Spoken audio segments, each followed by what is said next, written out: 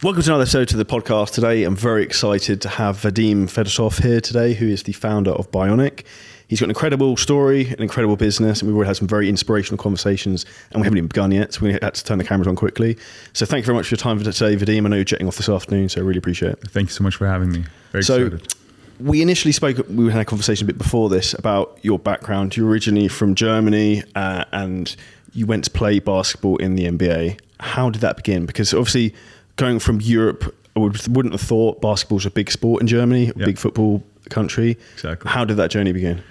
So the funniest thing is, I got to Germany when I was 6 years old, and then, as you said, I played football. I played every sport imaginable except for basketball. But then, 1992, the Olympic, the dream team in Barcelona, where it seems like most kids my generation just picked up the sport, just fell in love with, Michael, Magic, and all that the energy around it. So I started playing more and more basketball, and I got to a point where I went to my dad, who was a professional tennis player, and I told him that this is my sport, and I want to really pursue it, and I want to go to one of those sport boarding schools in Germany to go into the sport. So I got into the sport like at 16, and you're completely right. Basketball in Germany is like a top 10 sport, maybe top 6, but like handball is more popular than basketball in Germany. So I get into the sport, and I'm getting better and better at it, to the point where I get recruited to play for the German youth national team. So I played the under 18, the under 20, and when we start playing into US teams, the funny part is when you play against the US national teams, there's a lot of scouts there from the US, scouting how the US players will play, not actually looking at other countries. And I played a total of 7 games against the US, and one of those games was a funny story where they were trying to bully one of my point guards who are much smaller in size, and they were just, pushing him around and shoving to the floor. And at some point I just figured, enough is enough. And on the next play, I'm not very proud of that, but when I had the chance, I made sure to, push them back and elbow them in a way where, guys, we're not getting bullied here. This is a sport, it's a team sport. And that kind of sent off the scouts in a way where like, hey, there's a guy here in Europe who's not backing off from the most talented players in the world. Let's consider them a little bit more. Let's look a little bit more. And they kind of liked what I've been doing. So get you right away. I didn't play in the NBA. I played in NCAA. Okay. So I wish I would have gotten to the NBA. I'll tell you why I didn't. But the funny part is that when that all happened, at that moment, in Germany, in my age group I was the MVP of the All-Star game. I think I was maybe the best player of that year. And then you get to the US. So you're coming from a country with 84 million people population, right? So it's not a small country. And you come and you play it against international competition. And you're like, I'm sorry if I can use the language here, you think you're the shit. So I get to the university at Buffalo, so it's State University of New York, playing for the Buffalo Bulls. Great university, 30,000 students, huge basketball arena. Buffalo is a crazy basketball city, but they don't have a basketball team. So they have an NFL football team, American football, Buffalo Bills, they have the Buffalo Sabres. So basketball, we're all there is in that town. So it's a huge opportunity for us all. But now imagine me coming in as one of the best players in a huge European country, and then I'm getting to a team it's not Duke, it's not the most famous university, and I'm not even one of the best 10 players on the team. So psychologically, you realize how far back you were all this time, thinking how great you are. And that's like a little bit, you get a little bit of reality. Do you think in some respects, it's that analogy, it reminds me straight away, it's like big fish, small pond. And like, as soon as you go to the big ocean, you're like, holy shit, like there's whole new levels to this you don't even realize. For me, that's what Dubai's like coming from Europe. You're like, you look around, you're like, this is the world of what's possible compared to like little Europe where you almost think you're the shit in your little area. Where you come here and it's like another 100%. World. Listen, listen, imagine, I'm 2'4", 6'9", crying after practice to the coach. Like psychologically, you're like like a professional athlete. Psychologically, like 70% of your success is your mindset, and you're just destroyed because you can't get over it. I can't be that bad. And when you realize how small you are now in this big pond, that's when it really kicks in. And then it's like a do or die approach. And I will never forget between my first and second year, and I was there for 4 years. I was the most rigorous workout regimen that I've ever did in my life. I had probably 3 a day's workouts. I had the nutritionist. I lost, I think, I don't know, are we talking pounds or kilograms? Either. So I lost probably 25 kilograms Jesus. in 4 months. I was 10.9 body fat with 127 kilograms body weight. So like I was a machine because I was like, I will never allow myself to be that bad again. And funny enough is, although I did all that, I was still not that good. So I tried myself, and I realized quite quickly, by year 2, I realized that professional basketball, which I thought would be my career dream, is not in the books for me. I had 4 torn ACLs in total. So I'm quite familiar in terms of, mechanics, recovery, and the risk of injury. So I knew probably by year 2 that the NBA is not in my books. With that, how did that affect your mindset, and how did you overcome that? Because I think when people often get knocked down pretty heavily, that's one of the defining moments of their life that either sets them one way to almost maybe turn back and head home to Germany and do your average 9-to-5 job, or go off on like a cavaliering spree to go set bionic and do all the other things you've done. Listen, it is 100%. You have those thoughts, and any professional athlete at that stage, around 18 to 22, who doesn't tell you at some point you just want to give up and go home and cry to their parents, is lying. We all have those days where you're just like, listen, I'm just going to go back to Germany and be a star in Germany again. I got lucky for a couple of things. One of the reasons is because because of my injuries, psychologically, I knew quite early that this is not my career path.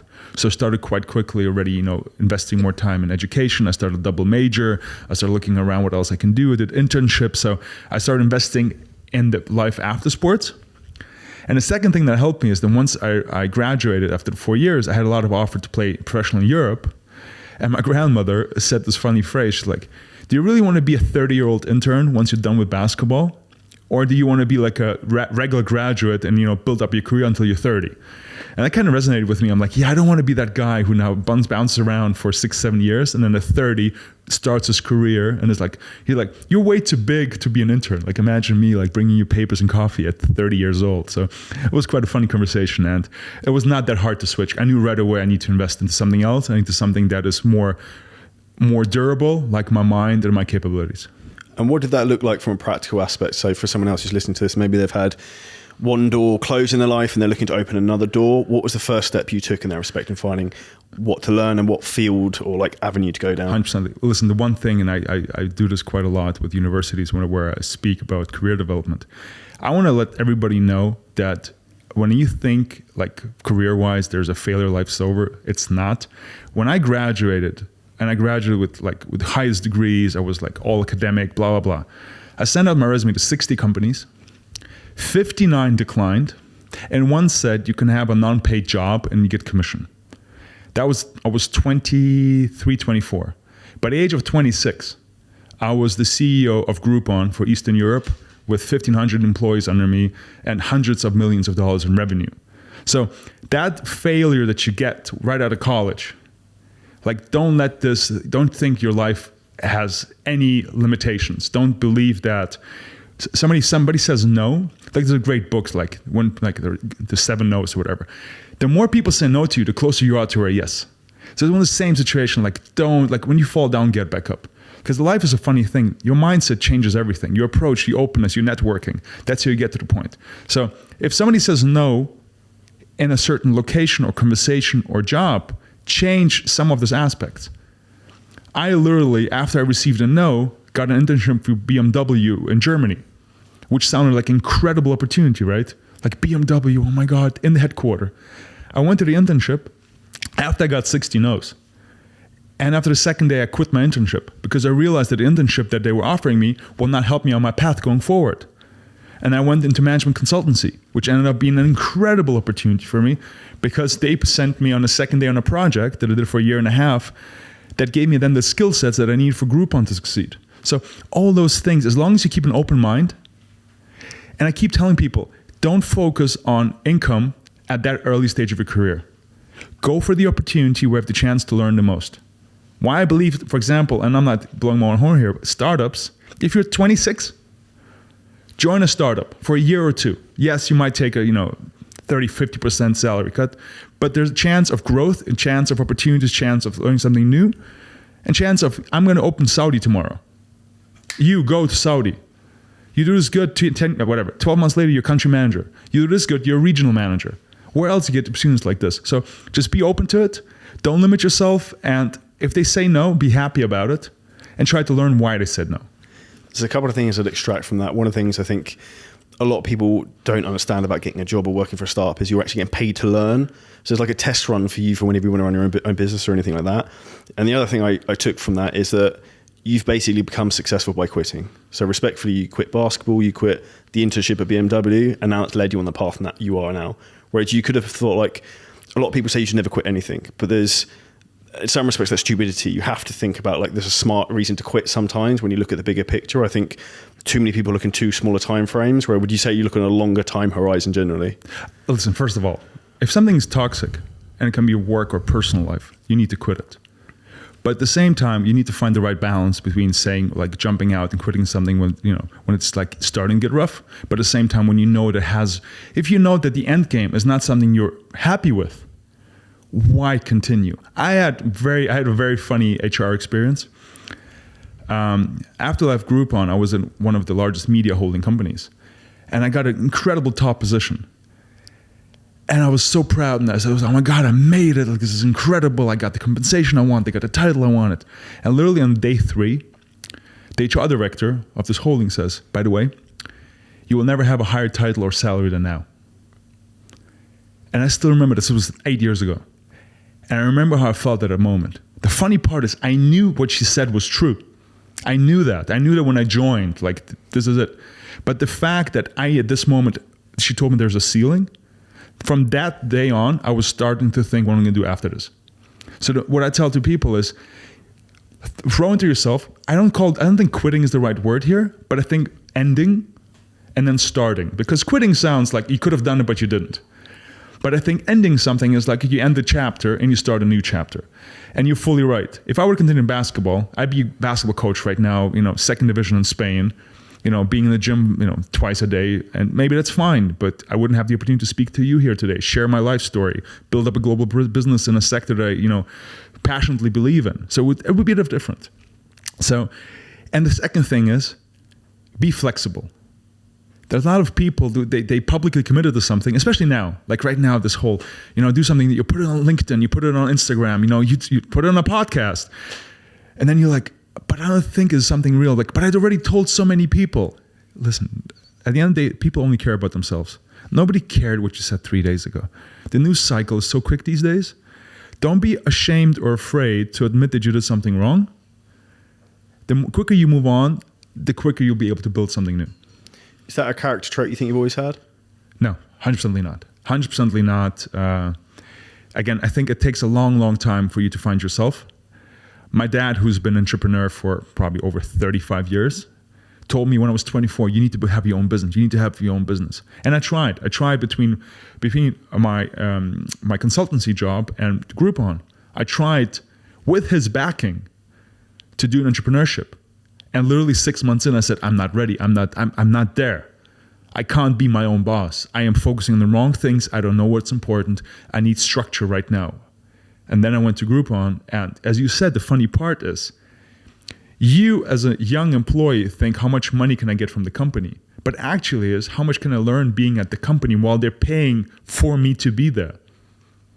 That's like, imagine going to the gym and the gym pays you for being in the gym. And there's a PT who's like teaching you how to do stuff and you get paid for it. So you need to switch around a little bit depending on where you are in your career, what the career, the job, the work should give to you. When I interview people, I'm like, what can we do as a company for you? And I'm listening to them. And if they're asking me for how many days I get off for vacation, it's a no. And if they ask me what's the opportunities to grow, what the areas can I work with, then it's maybe a more likely yes.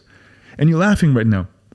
Probably 40% of people during the interview process are asking me, what's your vacation day policy? Can I do home office?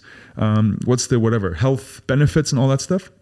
I'm like, that is okay to ask the HR manager during the process of the contract. When you have face-to-face time with your future boss, that's not the place for this. I'm laughing because I feel that society, even at my own young age, I'm 32, I'm not sure how old are you? 37. 37, a little bit older than me, that everyone has become, in particular, respectfully, I'm from Britain, so I can say it, Europeans become more and more entitled. And that's the first thing they ask is like, what do I get? What do I get rather than what can I give or what can I learn? And I'm not quite sure why, but I think society's very much gone down that sort of street. Instant gratification. And I had these conversations, and I had this conversation in personal life and professional life, where anybody feels like probably 30 and younger, there is this approach. I'm like, what can I get now? What can I get now? You asked me if I've seen I didn't see the longer picture beforehand. I did not see it. At that age, you don't think like that. But at least at that age, I was like, okay, I need to probably be at this company for 3 years. Can I be here for 3 years? What do I want to get out of those 3 years? Okay, I want them to cover my living expenses so I can focus on work. Great. What else can I get out of it? But this changed right now. Right now, everybody's like so much like, everybody is like putting stuff online. And it feels like I want to put online that I got this great job and I got this great salary and I want everybody to be jealous of me and envy me how great I'm doing. But that's not how it works. You mentioned your father was an entrepreneur and also a professional athlete. Yeah. Obviously, you've very much followed in his 100%. Footsteps. Would you say he's been the biggest impact in your life, and has he almost mentored you through everything? 100%. I think he's been a role model. The crazy thing about him is he was 18 when I was born. So he had to quit tennis probably a little bit early because of this. And then obviously him pushing, because I see me, the benefits of working for a company. You don't have to think about salaries. You don't have to think about vacation days. You don't have to think about structure. Like on the weekends, you can take a breather, like all that stuff. And I see him, who is like, every time we speak, 20 minutes into any conversation we can have, he will talk about his business. It's the funniest thing. Like, he doesn't even realize it. Like, we can speak about anything and then like, 15 minutes over? Okay, so listen to me. This is what I sold last week. This is how we're doing month to month. This is how many employees I have now. So that kind of built into me like, okay, this is what's going on. And then obviously the freedom that he got. And that kept pushing me. And yes, he guided me through a lot of ways. It was a very funny conversation that we had. And I think this is also is a symbol for a relationship with it when your dad is a little bit younger. When I went from college and I started doing work, and we have a family business that he's doing quite well, and he's like, listen, you didn't go through all this, German school, boarding school, US. If after 5 years after university, you didn't create a career that we think or you think is significant, why don't you think about joining the family business? So I took this as a challenge. I'm like, dude, I have 5 years time to make sure whatever I do is bigger than what you're doing. So 3 years after this conversation, I became, head of Groupon for Eastern Europe. And I called him up and I'm like, okay. And he's like, you're right. Okay. Family business not in your books. But the fact that he challenged me, like, you have a 5-year horizon. Otherwise, I think it will make more sense for you to join family business. I think this is the little challenges you need between, maybe siblings. In this case, is the father that you had that kept pushing you, kept you, engaged, and make sure you push and dream bigger. Do you feel one of the things that's driven you is to try and beat your father in terms of the business you've built, the success you've had? Has that been one of the driving factors for you? I think the word beat... In a nice way. So, we used to play basketball against each other. And we used to play every single day for 8 years. Like from probably 8 to like 16.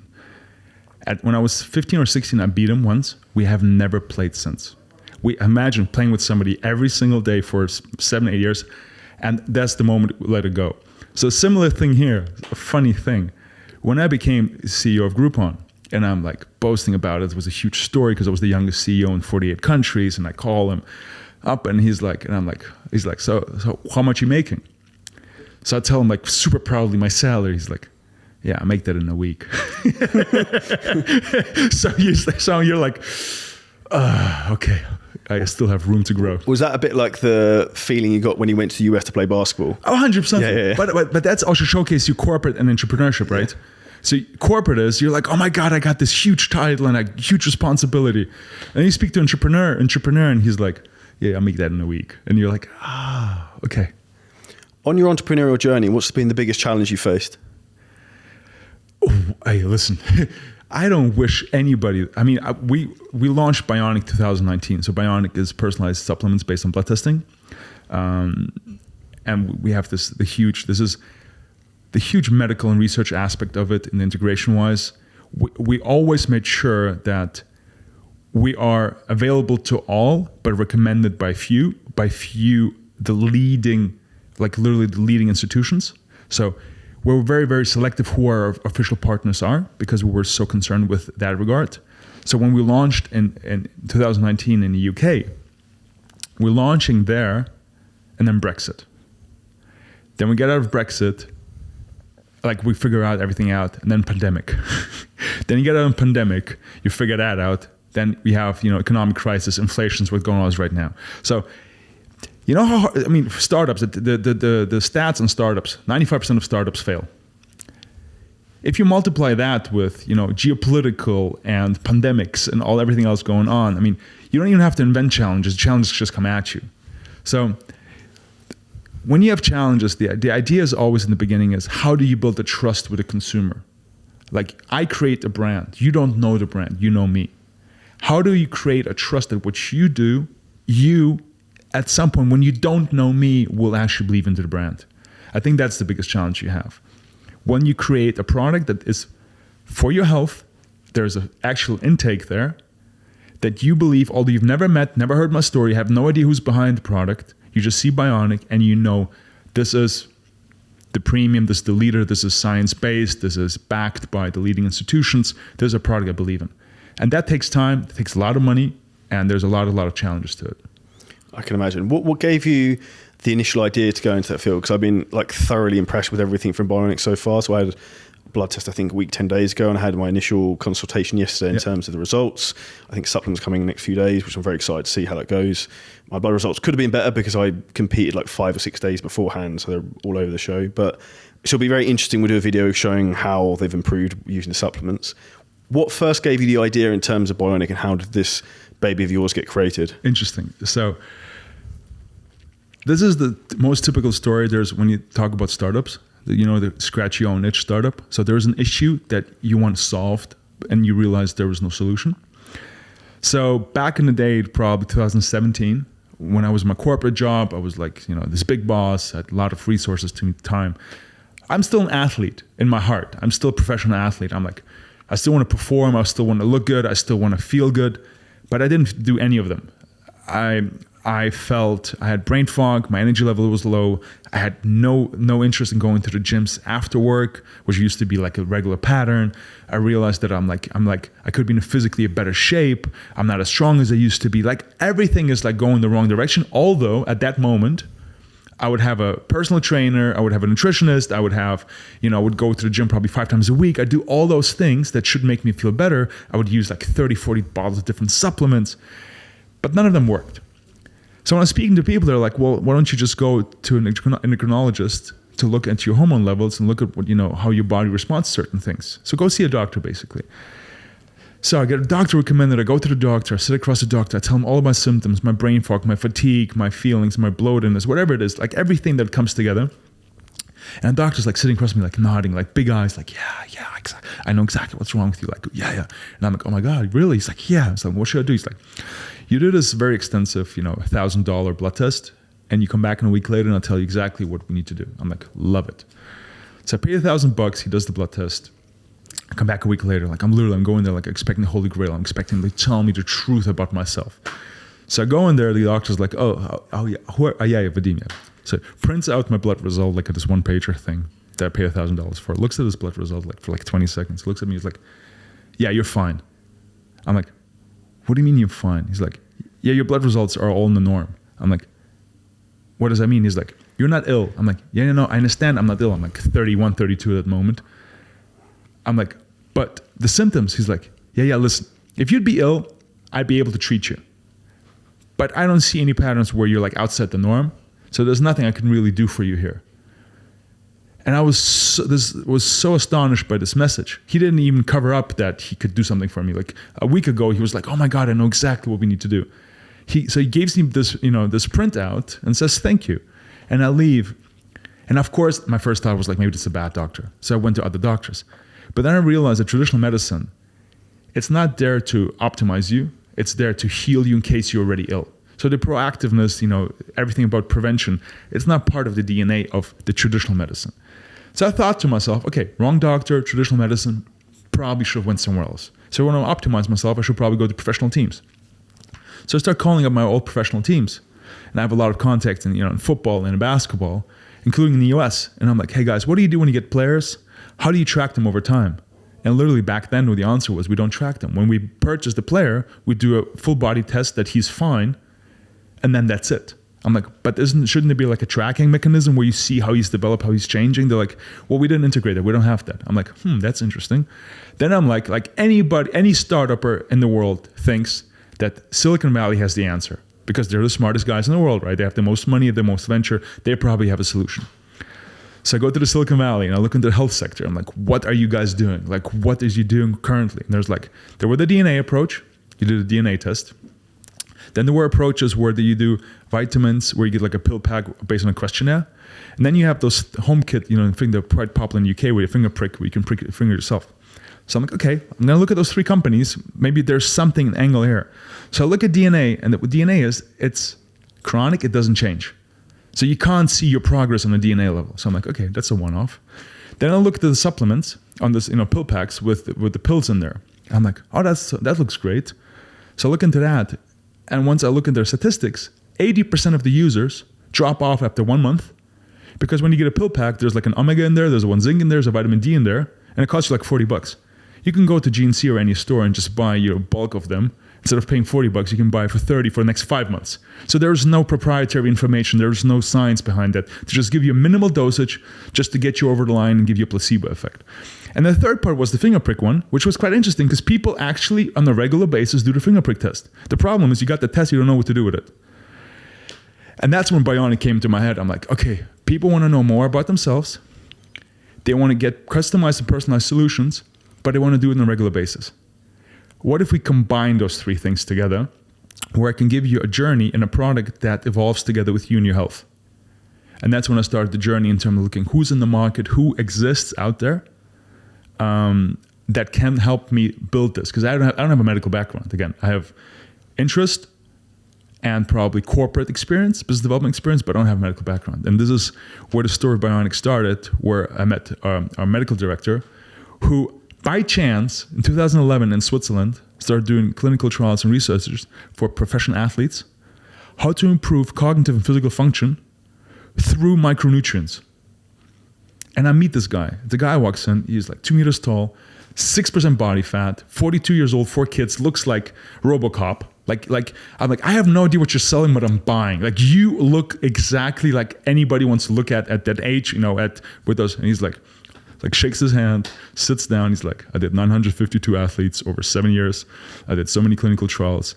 I can showcase that if you optimize your micronutrient level, you can improve physical capabilities of a professional athlete by 7.8%. I'm like, 7.8%? He's like, yeah. I'm like, professional athlete, that's insane. Like you're an athlete, you probably know that. 1% is like insane. 7.8, and he's like, yeah. And I'm like, what can you do for regular people? He's like, 30, 35%.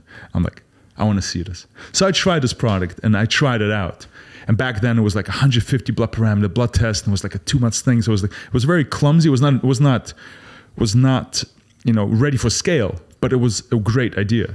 So he's like, I only use Swiss granules because the absorption levels are 7-8 times higher, and you can just take 1 spoon for everything you need per day.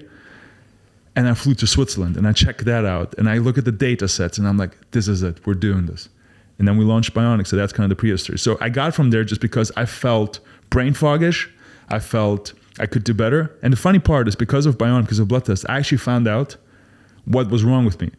So the issue, why I felt all that was my bilirubin, which is your liver function, was too high. And after we did the blood test, we found out that I have a defect called Gilbert defect, which around 20% of all men have, where your liver cannot proceed a big amount of food right away. So you have to break down your food intake in smaller parts so your body can actually digest it and recover quicker. The moment I found that about myself, everything else came into place. My energy levels went back up, my weight went down, everything. And this is the funny thing is, those little things, when you adjust them, that's when you actually optimize. That's how my journey started.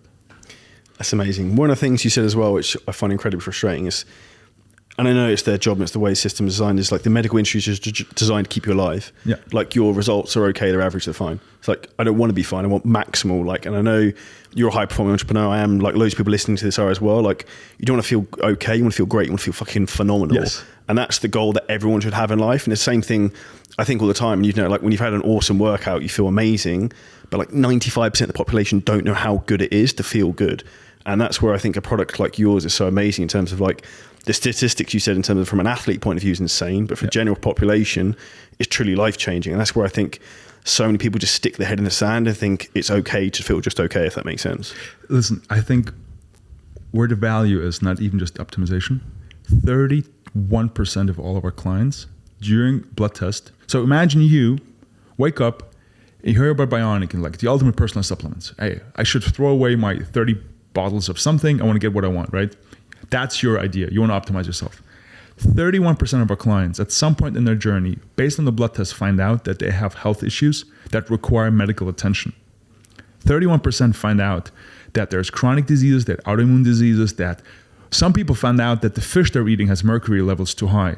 I found out at some point I switched to shellfish and my uric acid shot through the roof. So dietary intake. It's not just about, it's what you said, head in the sand. It's get the head out of the sand. I keep saying this, and the funny thing is it got copied by so many companies now.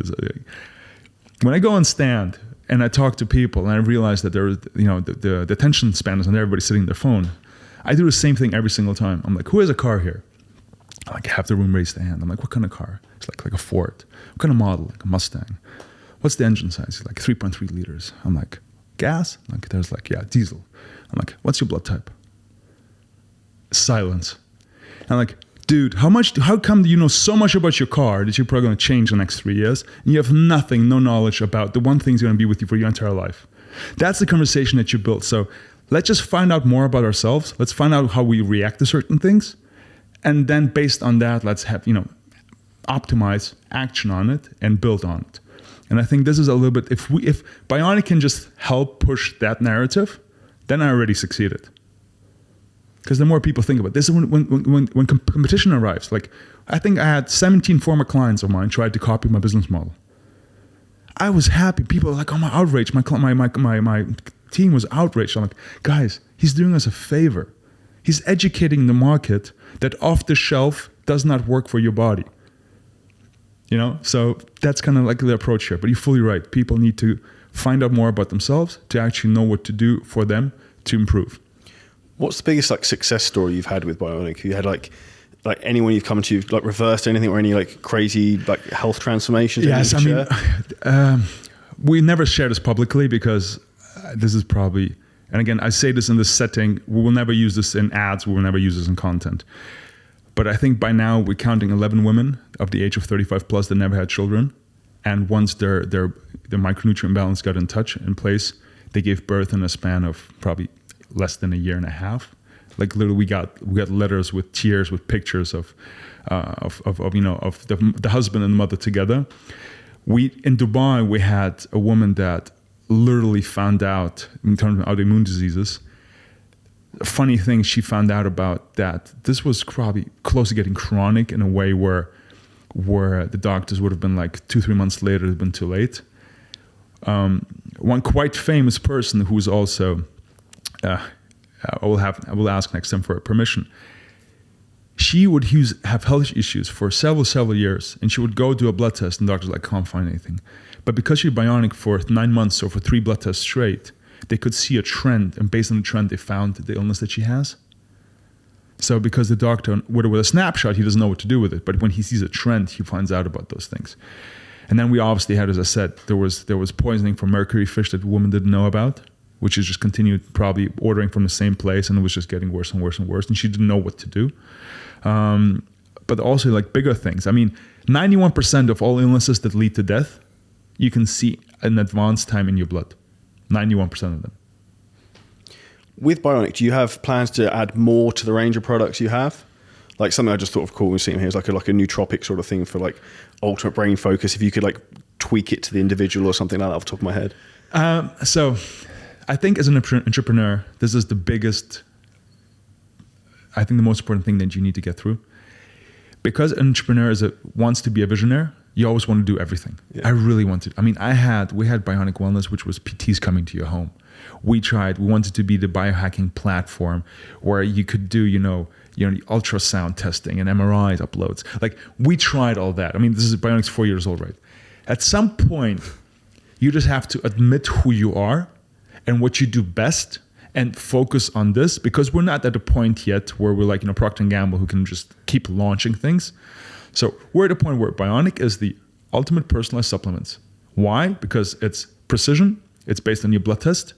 The quality, it's Swiss made with, research and patent. And there's research behind it that nobody else in the market has, because we've been researching this approach for now 11 years. This is the thing. Everything you're telling me is, I tell to everyone, we love it. We're partners. We're going to partner with you. So we're official partner with Whoop, right? I don't want to go into the gadget business, but I want you to know more about yourself. So I want you to find out more what's going on to your body, not just from Bionic's perspective, but also in terms of your workout, your sleeping patterns, all those things. So what you're saying is, of course, we're thinking about it. And every time I mention it to my product team, they're like, focus. So my team is quite, my CFO, I just met him, like literally, he's like, hey, let's get your focus back. I have to say, it's probably the most difficult thing in business. It's like red shiny object syndrome. And I think saying always repeat to myself, it's like simple scales, fancy fails. It's like you have to like just focus on one thing. Whereas if you try and do a million different things, you get distracted and you can't really succeed with anything. And there's a saying I think I read, and it's like an idiot will beat a genius when a genius is focusing on 5 things and an idiot's focusing on 1. 100%. That's one of the things that one of former colleagues told me. That, while other people do several things and you just do one, even if you're much better, you will not succeed. And, this is the one thing. So Bionic, I always keep, because the opportunities are it's endless. Because as I said, 91% of your overall health is based on blood testing. So this is the focus. You as a client, you know what you get. We as a company know what you're asking for. And we literally had 3 weeks ago, probably one of the most famous people in the world became a client. And that really, it took me a step back. I got, as a founder, you get to this point where, oh my God, I can't believe, this is not a promo. We didn't pay him. He himself reached out. And you're like, why did he reach out? What's his why? Why a person who has access to everything in this world decided to use your product? And the reason for that is because he said, I want to have the ultimate personalized vitamins. He didn't say that because he wants something that he can add something to it, or he wants, no, this is the only reason. And if that's the reason, let's make this even better. Then let's set us even more apart, and let's, make it more accessible to more people in more areas. Well, those are the exact words he used. No. This is the translation. But after asking how he got to us and how he's like, I was recommended by somebody. He said, this is the best vitamins out there. But that shows example, the most important thing in business with everything is the product's good. If the product's amazing, it'll grow without you having to do anything. The funny part is, and this is something where you start drinking your own Kool-Aid. And this is funny because how your perception changes. So if you do Bionic, you do a blood test first, right? Then you take the vitamins and you do a blood test again. So then you can actually see, does the product work or not? So we are incentivized as a company. We have the same motivation as you as a user.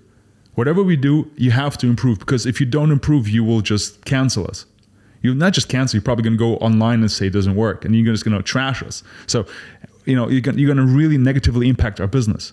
So this is where we're in a position where a company, and I actually like it, that we're in the same boat. We need to succeed here. But the funny part is, what I'm saying is, when I now see other products, and there's great products out there, and I talk to those people, and he explains to me the benefits of the company, of the product. I'm like, oh my God, that's amazing. How do I know it works?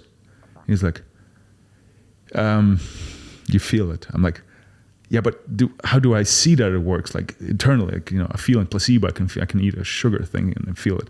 He's like, yeah, we're not there yet. And I just realized that because we're now for 4 years now into tracking the impact of things, want to track everything else too. And I think we as a society and we as consumers are getting to this point. We want things personalized. You want to be able to track if they actually work. Basically, a results-driven supplement brand where you can actually see that what you're taking is doing something. It's just not doing it for the sake of it. Or it's not doing something. And this is also an important thing. This is one thing that I learned. This is not a wonder pill. And I think you know it's best. Listen, supplements, in your health pyramid, nutrition, activity, sleep is much more important than supplementation. And I'll be the first to tell you that. If you have a bad diet and you take Bionic, it will not help. But if you have a decent diet and you add bionic, it will complete your meals, it will complete your micronutrient intake, it will get your vitamin levels, and your body can focus on other areas to restore, to recover, and not deal with those deficiencies. And that's very important for me to tell people. 30% of people do not feel anything, but actually see a result.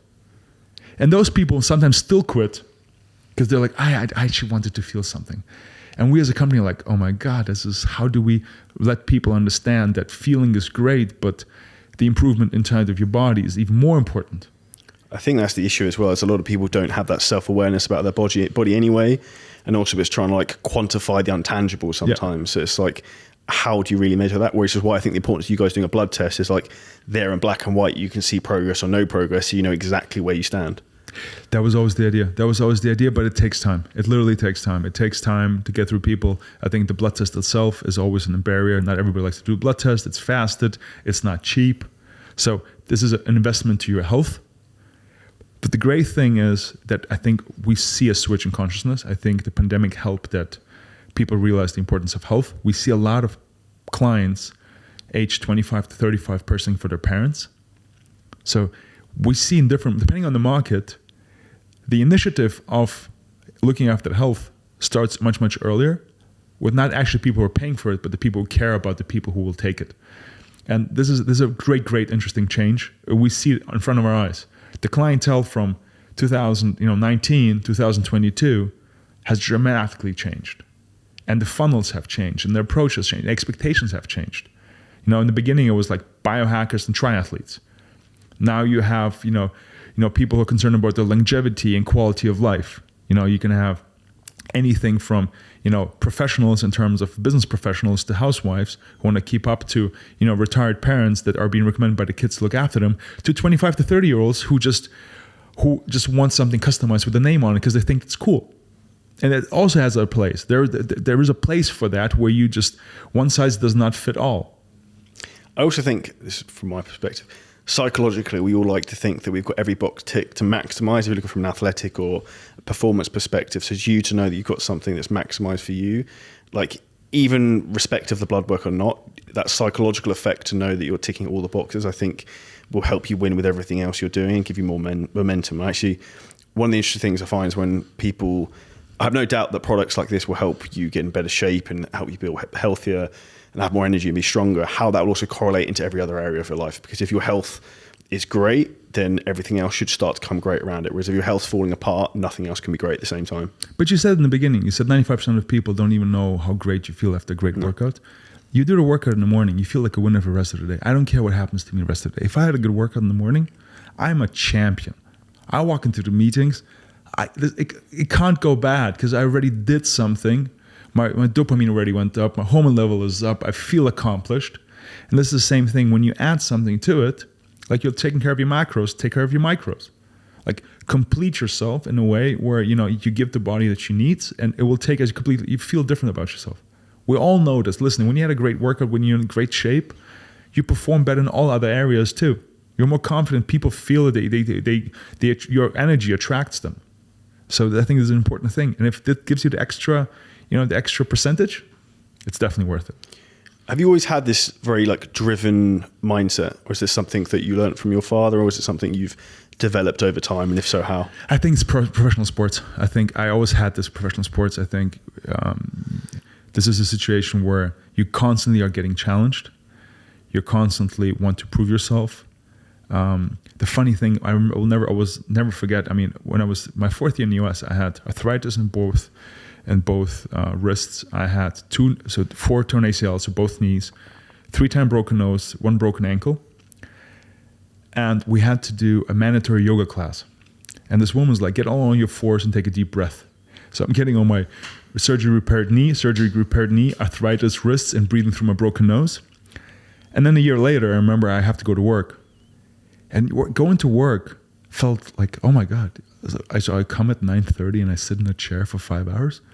Like after going through this grueling sessions of 10 years of, physical, you probably notice some mornings you can't get out of bed out of pain. Then work just seems so liberating, so easy.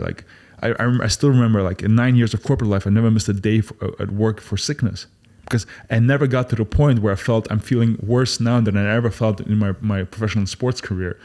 So I think the mindset is definitely discipline, workout, challenging. You get challenged constantly, psychological pressure, and then obviously the threshold for pain is just completely different to any people who haven't done professional sports.